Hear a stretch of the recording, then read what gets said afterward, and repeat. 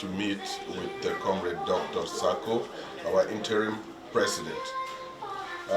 So I'm going to ask you to tell our viewers why is it very, very important that you had to bring all the frontline leaders together and also call us to move forward.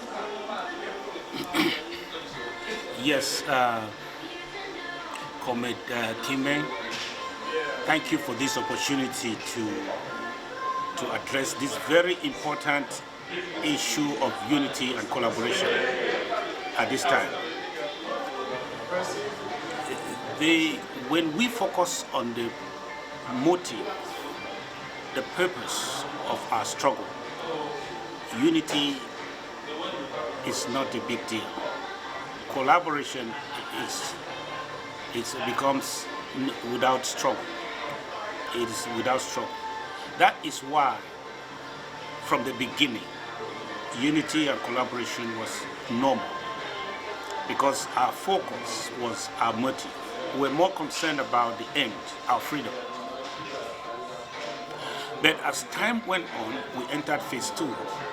Phase 2 was the process to bring us to achieve that goal. And that is where divisions occur, because we don't all agree on the same methods, the same routes, and sometimes interpersonal frictions, all in our struggle to succeed. So that's phase 2. Phase 3 is when we are approaching the finishing line. Then that's the converging point, when everybody can see, and when we see the telltale signs that we are fast approaching the end, you discover that agreement becomes possible again, because there is the goal that matters. We can see the goal almost achievable. We can see that international community is paying attention. In the interview, I was asking Dr. Sako to explain the importance of this conference and also to address the people in the diaspora, as well as also address our people on ground zero. So I would allow Dr. Sako to speak about the conference, and sir, over to you. Yes, thank you, Comrade Kimbe. As I was trying to say, every revolution has 3 stages. The first stage is the gestation stage. After the gestation stage, you have the evolution stage, and then you have the finalization stage. We are going through these stages, and I'm very. I have observed that from the beginning, unity was not a problem, because our focus was the goal. We desired a thing, and we all came together to get it. But when we entered the evolutionary stage, where we were actually prosecuting our struggle, or we are prosecuting our struggle, that is where divisions emerge, because we don't all agree on the methods, the routes, and the procedures that we adopt at a particular time. That is where that's where you see divisions here and there. But during this time, we have tried to foster unity, but sometimes the disagreements are stronger. Sometimes our processes are not good enough.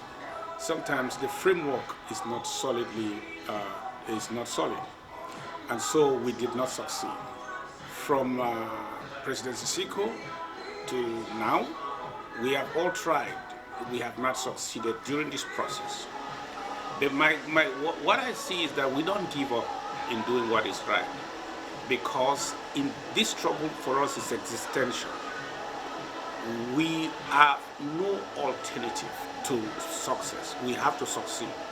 So whatever good thing we try to do and we fail, we only do it again. We cannot stop doing it in order to succeed. Together, we are going to do better.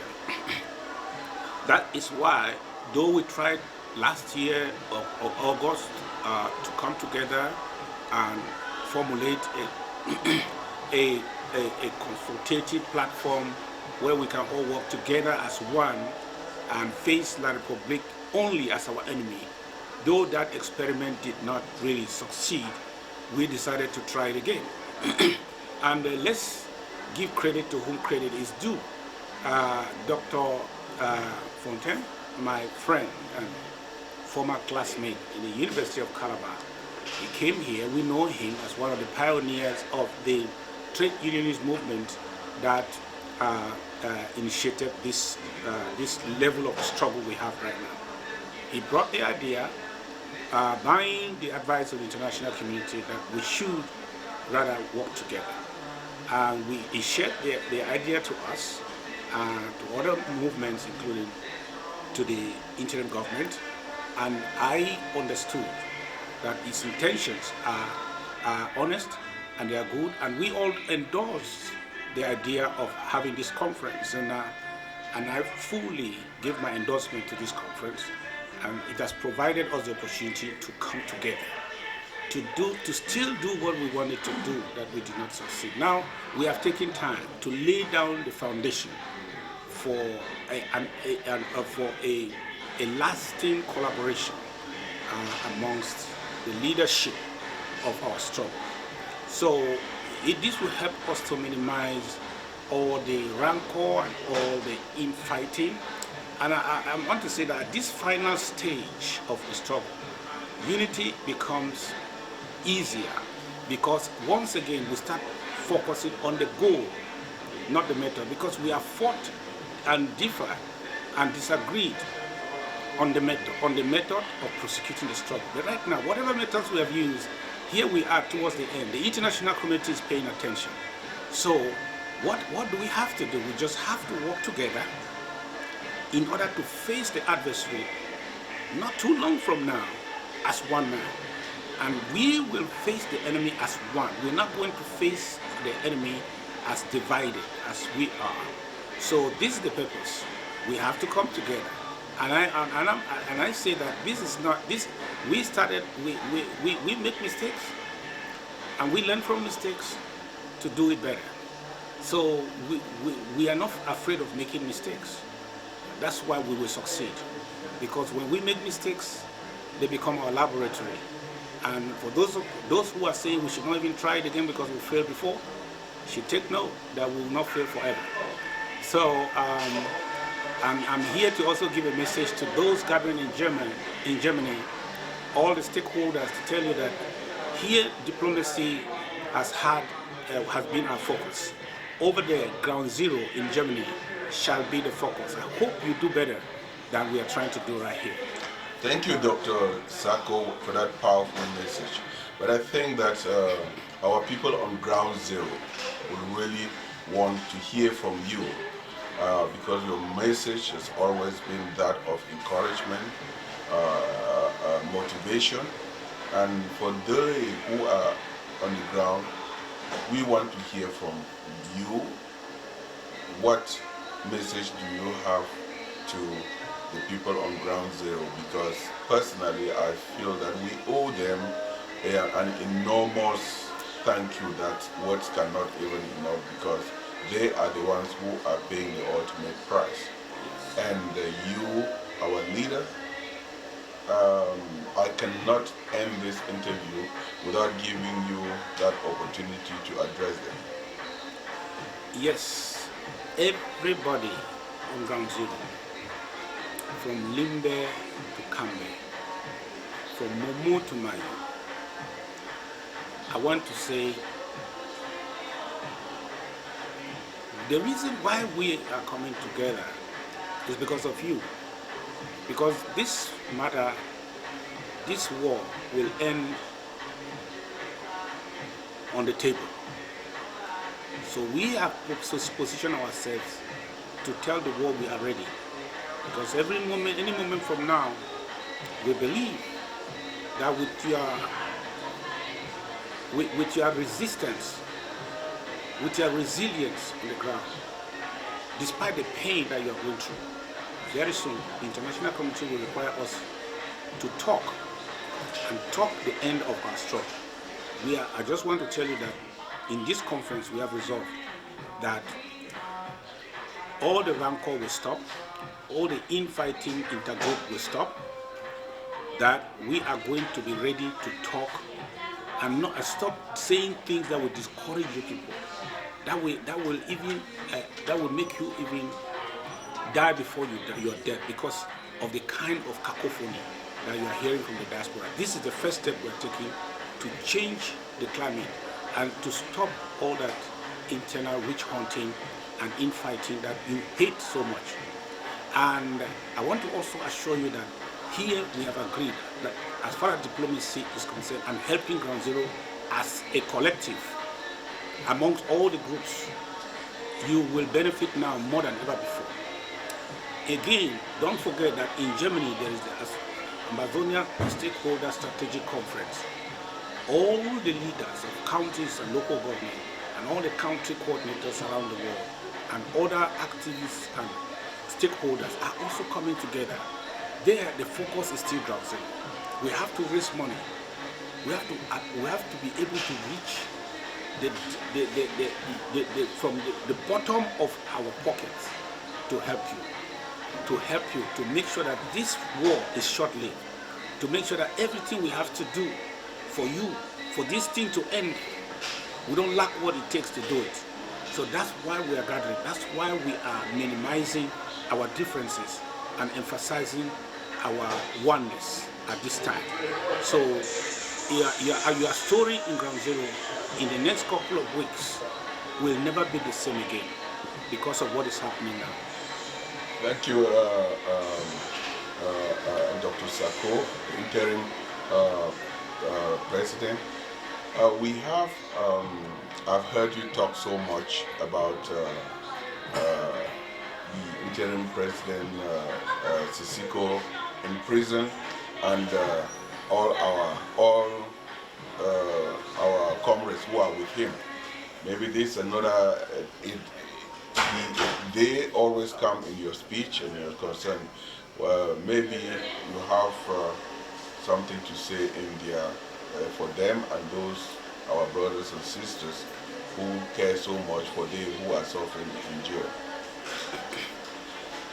Thank you very much to our president, His Excellency Sako Tabi Julius, and respectable comrades that laid the foundation, like Comrade Tassan Wilfred, like our father for Ngalafo, and the rest of our leaders. I have heard several times from you that unity, unity, unity. And that is why despite all that you hear and see on social media, I cannot allow my frustration to deter me from pursuing collaboration. And I am going out of my way and sometimes stretching myself beyond to make sure it happens. I want to assure you that if it depends on me, we shall collaborate. If it depends on me, unity will be achieved, especially at this time when the international community is paying attention. We will not be divided.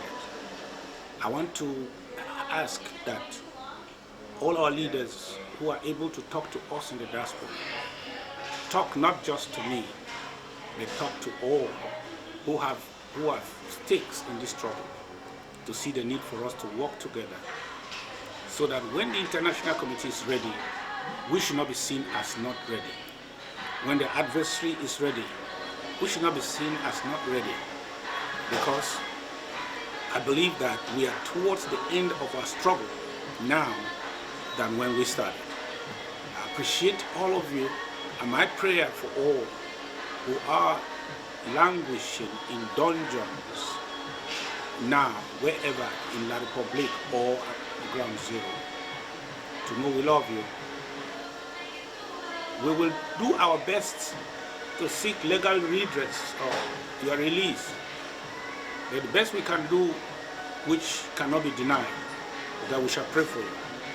And we believe that what we cannot do, our God, who is the watchman of this nation, will do it for us. We shall be together not too long from now and lift up the flag together and sing the song of victory in Boya. Thank you. Thank you very much, Dr. Sako. You heard that from the interim president of the Federal Republic of Ambazoina, Dr. Samuel Sako.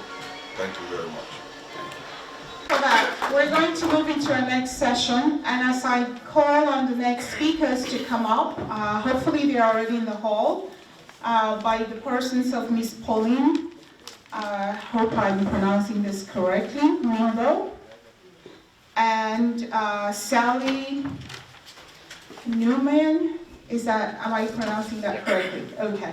So they are affiliated with the Southwest Northwest Task Force by the acronym SWAT. SWAT. Okay.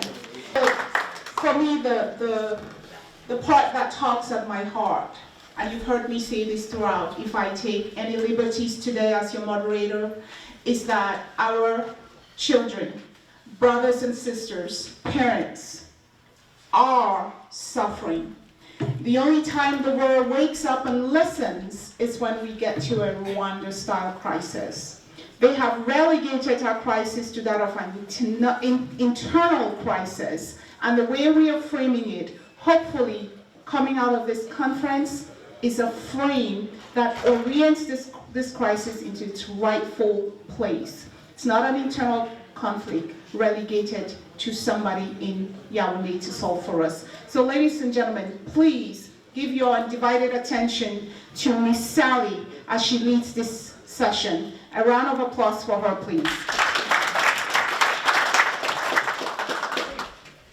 Thank you. Yes.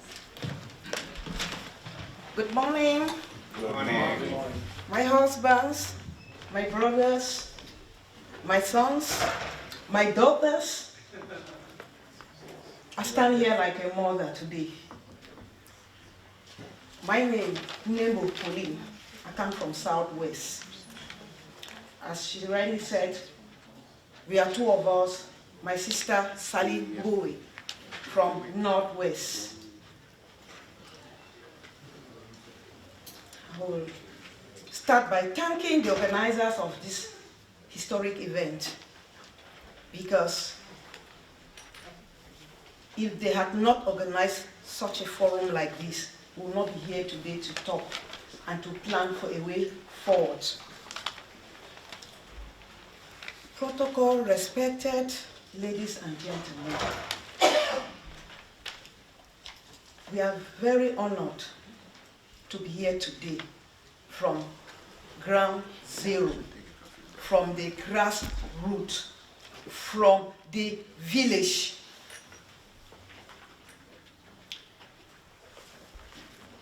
My humble self here, Nembo Pauline.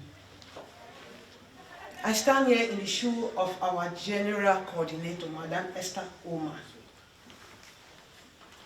And she was really carried away by another duty. Right now, as I'm speaking, she's in Nigeria, attending a mediation conference organized by Commonwealth. We are here today not really to talk, but to go on our knees as mothers. And to talk like mothers, because when we talk, we do what? When mothers talk, what happened? Even when your wife talk, what happened?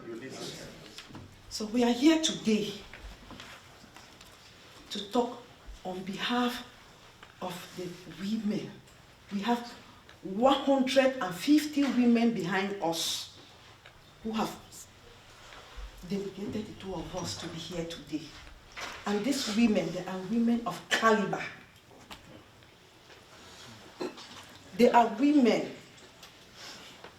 who have read, have learned the history, have heard, have gone through the social media, and they have asked us to come here today and be with you people today and live with you people for this day so that we can get the temperature too. Because if you don't get the temperature, if your daughter or son is sick, you don't get the temperature, you will not know what is doing that child. But we've already had it. Not that we've not, because we are here because, as I said, I went on my knees to tell you that we are here because we are coming to plead. And that is the topic, or what we are going to talk about, humanitarian issues in the crisis. Who are we? SWOT means Southwest and Northwest Women Task Force. And this is a national coalition of women from different organizations, who are leaders from different organizations, and individuals who are female activists, who have come together as a result of this crisis, because they never came together before. But because of this crisis, they came together. They saw the need to work like one. They saw the need that when they come together, there's force. When they come together to talk, people will hear. And so we came together. What is our goal? We just want to see how we can be able to pass in between you people, to lobby, to advocate, and see how we can do to solve, to prevent, and to be able to bring peace. By preventing conflict resolution. So today, I'm just presenting the organization. We have a paper which we are going to hand over. That is our position paper. We will hand it over, and at this point, I will call my junior sister Sally, who is the Northwest coordinator, to come up and present a summary of the paper. I will hand the document to you people at the end of the day. Thanks very much. As Pauline said, we are members of SNOT, 150 women who are humanitarian workers, who are community development actors, who due to the crisis had to go to the grassroots to meet the people and try to meet their needs. In this process, we had to give them food and non-food items. These distributions were done not looking at the colors, not looking at their sizes, not looking at their ages, but looking at the fact that they are human beings. Why we are present today at this conference is not to judge what you do, but to say that in diversity, we can have a better society. SNOT woke up one morning to realize that our communities are being swept by death, suffering, misery, and pain. We cannot sit and look at it because each day there is a corpse to bury. I will not bring statistics here because I got better statistics from this assembly. Yesterday when I listened, I had a reading and told myself the paper I brought was not informed because I got real statistics on what has happened to women, on what has happened to children, on what has happened to our young boys. We will not play the blame game because if we do that, we will continue to lose human lives. We, as mothers, as sisters, we are conscious of the fact that a leadership that loves its people can never leave those people to go through so much destruction and pain as projected in the statistics that this assembly presented to us. We are wondering, as your mothers, as your sisters, as your daughters, why we should suffer so much pain when we are a rational, and thinking set of human beings who have decided to bring about social change. There is nobody seated here because he lacks what to do. Whoever is seated here has love for humanity. SNOT on its part is counting on that love for humanity to say, we as a people must not remain victims forever. SNOT is saying, can we not try other options available to solve the crisis? Must we continue to perpetrate violence on ourselves? One thing is certain, nobody seated in here, I refuse to cry because I've cried enough. I will not cry. SNOT had cried. We came to the streets and cried. We've been crying every day, and today I say I will not cry. Not because I don't carry pain in my heart, but because I believe from the deliberations we have had, each and every one seated here has a pain in the heart. We need to heal. We need to move on. We need to stop the killings. Women have become great grave diggers. Women now pick corpses and bury. Women now provide food for households of 25, 30 with no farmlands. Sisters who have been very powerful and gone to other regions for safety have become sex slaves. They have become people who are being exploited with no pay. How can we sit and watch the young, the old, women, men, children, fighters die day in, day out? Is the solution too far for us to reach? How can we continue when everywhere is violence and there is bloodshed and corpses lying in our streets? I would love to use this opportunity to present a situation where we travel from Bamenda to Ekok. In the car from Bamenda to Ekok, we saw 8 corpses lying by the roadside. The problem were not the corpses because that is a daily routine in GZ. The problem is the comment made by passengers in the car, where today find only 8 corpses in the road. I begin to wonder. We are pained. Everybody has a pain in the heart. There is nobody who will tell me I am not feeling pain. The wisest thing for all of us to do is that we must think, talk, and act peace. That is the wisest thing for us to do.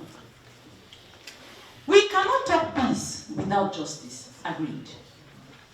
To have justice and peace, the thoughts of everybody must be considered. And that's why SNOT has come this morning to say the thoughts of women, most especially in whatever peace building processes that we are generating, should include women because they bear the brunt the most in all of this crisis. We therefore encourage each actor present, for you have a reason that is justified to do what you do, to also lend a listening ear to another and talk together and try to see how we can move towards sustainable peace. Let us try to end hostilities as much as possible because guns have and will not solve problems. Let us look for alternative and less violent ways of resolving the existing conflict. Most especially, let us consider not traumatizing and killing our population for whom each and every one here seated is fighting for. At this point, I will tell a story about my 2-year-old, I will call him my grandson. When he sits in the house to make you laugh, he will say, "Mommy, lie down, That is the memory of a GZ child, the memory of gunshots. SNOT does not have the latitude to judge people on whichever decision they make, but we are calling on each and every actor to see the need for us to protect human lives. It is our responsibility as leaders to make sure that those we lead are protected, for you are no leader without followers. Leaders lead the living and not the dead. We are not passing the judgment on the people who have a struggle in their hands. We are suggesting as women that let us look at possibilities of resolving our differences and cutting down on the human lust. For at this juncture, everyone has made his or her point. We can now look for other ways to get to the ultimate goal. We therefore recommend that all factions should do all within their powers to stop hostilities so that human lives can be guaranteed. Let us exploit more options on, I don't know what to use. I don't want to say dialogue because I realize some people have a problem with dialogue. I don't want to say negotiation because some people have a problem with negotiations. But I want to say, let us have other options on how to talk, because whatever it is, we need to talk to get it done. Let us seek for non-violent ways of ending this crisis at the point where we find ourselves. And all factions should respect institutions like schools, hospitals, and churches. It is even against international law to attack these institutions. And all of us yesterday, I got the statistics from here, how much schools have been destroyed, hospitals, and the church. So it is in our own interest to leave that as a safe zone. We equally propose that a team which is largely representative, because all shades of opinion makes the whole, and gender balanced, be put in place to talk, dialogue, or negotiate for the eventual end of the crisis. I don't think we are comfortable with the crisis. We need it to end. All the measures, all the discussions going on in here is to make sure that the crisis comes to an end. We should equally come up with a roadmap to achieving sustainable peace that builds more on our existing strengths and influence. Let us depend on ourselves to solve our own problems rather than depend on a third party to solve the crisis. Please, Algerians did it. We can learn from them. We should increase and improve diplomatic solutions to resolve such crises. We should equally identify and employ credible independent mediators. That's what SNOT is offering. That as a women group, we can serve as mediators to try to see how we can bring everybody to talking and let us get peace back. We should equally try not to antagonize the population through targeted acts of violence. The population greatly feels antagonized because we have targeted acts of violence. When individuals are picked up, people are killed, people's children are taken away, and we can name all of that. So we should try to not antagonize the population, because whatever we are doing for the population. We should eradicate mistrust by acknowledging and respecting all actors, for they constitute our diversity. And I understand, SNOT women, they really understand diversity is strength. It depends on how we choose to look at it. Last but not the least, we should improve lobbying and advocacy for peace. I would love to end my presentation by stating that SNOT in all its neutrality and apolitical nature respects the right for a people to seek social change and social justice.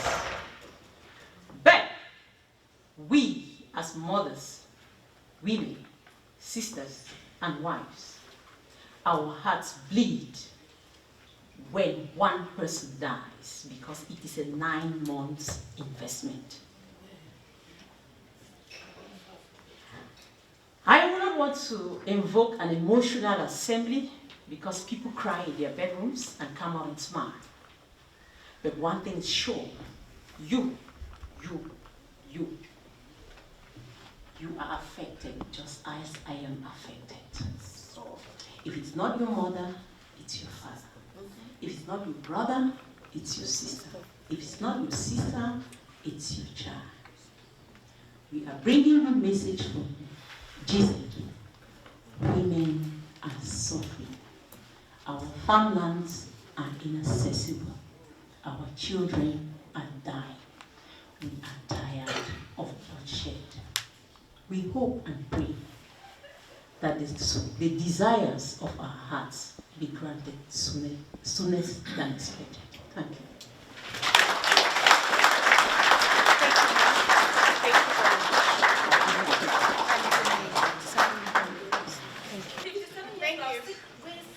I just want to encourage the mothers, following what our sister just said, that we mothers, we are all frontline leaders. Let our voices be heard in the spirit realm. Let us legislate in our revolution.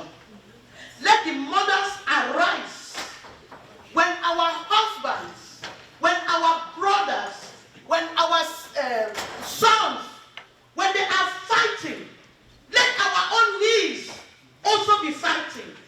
For there is no war that can be won in the physical without being won in the spiritual. Amen. Do we all believe that? Amen. So let the mothers go to war. If we don't want to hear the voice of the bloodshed, let us go to war. Let us stop the blood in the spirit realm. And let us support our men with our prayers. There is so much power when women pray. What about mothers? Then there is mighty power when mothers pray. So mothers, arise and go to work. Hallelujah. And take one. He was here. No, there's a hand up here first, please. Can we just hold on? We have a reaction here, then the microphone goes. All right, stand by, guys. Ladies and gentlemen, I'm Dominic Awamukana. I don't know when any of you went home, but I just came from Cameroon on the 6th of this month, on the 7th of this month. And what concerns me is what we are not doing here. You can talk anything you talk here, but if we here are not united and take the move, because if you get to that country and live there for 2 hours and you think of anything else, then you are sick. I got to Cameroon on the 20th of February. It took me 14 checkpoints to get to Kuma. And when you just cross the Mungo, you know you've gone to a different country.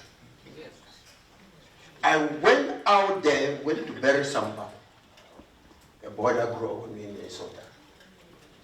I met friends who have farms in the Kilewindi. That gentleman was producing 150 bunches of banana a week. Now he cannot produce one. I met a friend who is there, who was an agricultural retired. He was producing 30, 20 gallons of oil every month. Now he cannot produce one. He told me of a story where an army man threw an 8-month child into boiling oil. Now, if you are sitting here still thinking that people like that we can live with, then you are sick. Thank you. And I want to pray to our frontline leaders. Please, remember, if you are a frontline leader, you are not fighting for yourself. If you start thinking of yourself as the end all and all, then you have lost the whole battle. Thank you, sir. My name is Professor J.J. Asongu, and I've been in this struggle for a very long time. And I want to thank the ladies who presented from the home front. I don't want to call it Cameroon, who presented from the home front. I am also, in some sense, coming from the home front, and I'll beg to differ with them that the premise of their presentation in what I saw was trying to create a false equivalency between La République du Cameroon, the leadership, and our leadership. This war was brought on us by La République du Cameroon. It was imposed on us, and we are fighting basically to defend ourselves. My name is Dr. Julius Tucker. I'm a political scientist here in the US. I'm talking in reference to the last speakers, the ladies who came from what I don't know, Northwest and Southwest in Cameroon. Their point was on humanitarian, and I categorically would say there is strength in words. And I don't feel comfortable in their presentation by accusing us as the cause to the humanitarian crisis that is going on. I want to make that clear and for the record. You know, the lady came up and said she wasn't going to judge, you know, any actor in this revolution, and I believe we should do the same. We should not judge her. She's talking from her pain. Yes. And you know, I could talk like her, but I don't want to do that.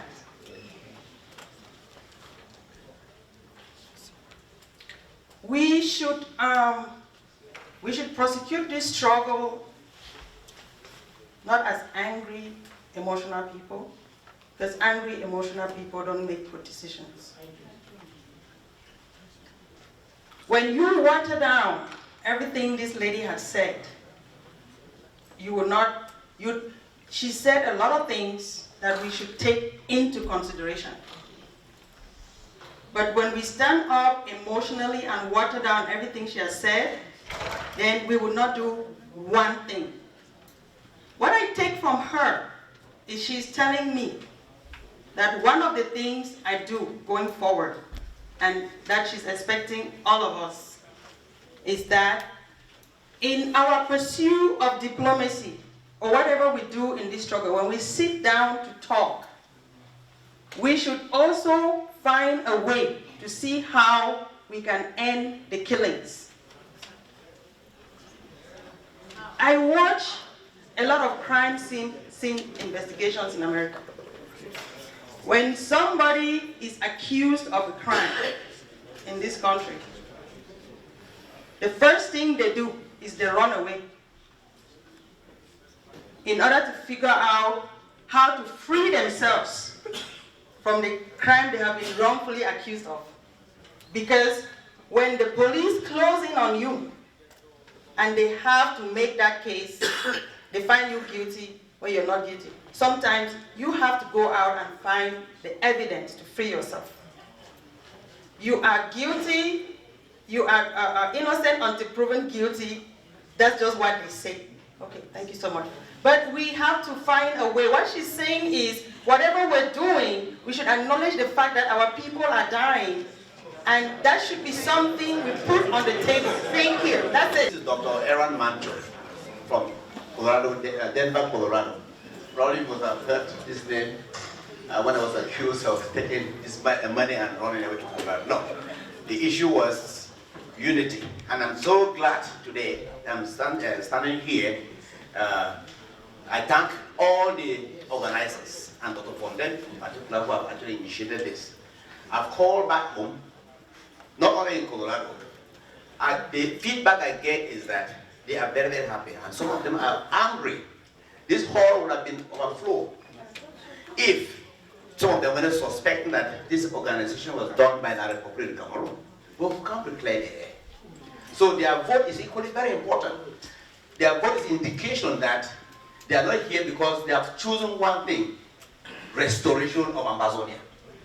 The last meeting that Dr. Foncha and Muna attended here in Washington, D.C. was organized by me. And what they said was that we've come to testify that our union was fake and wrong, and that the children to take it over, and we are the children.